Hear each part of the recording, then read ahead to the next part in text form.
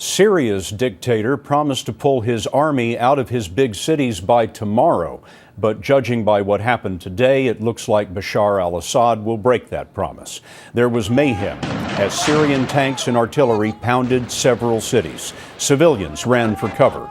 Victims, including young children, were rushed to makeshift hospitals. The UN says 9,000 Syrians have died in the year-long uprising against the Assad dictatorship.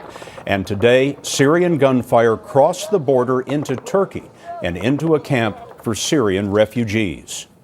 Correspondent Clarissa Ward is joining us in Istanbul. Clarissa, you've been talking to your sources in Turkey along the border there with Syria, and I wonder what you can tell us about this incident in which the Syrian army appears to have fired into Turkey itself.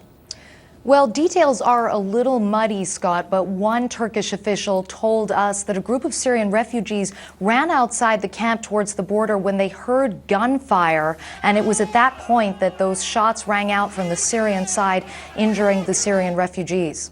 What is the Turkish government saying now about this incursion on their soil?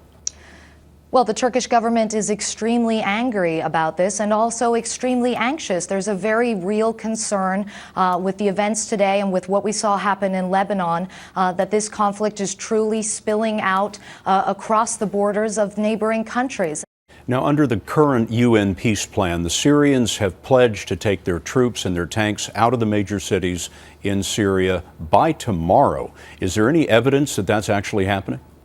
So far, we have seen no evidence that that is happening. The Syrians had claimed to have pulled back some troops and tanks from heavily populated civilian areas, but it actually appears that they've simply reshuffled those troops and tanks to different areas. We've seen no decline in the violence, so certainly nobody has any very high expectations that Bashar al-Assad and his regime have any intention of honoring this deadline. As this war begins its second year, Clarissa, thank you very much.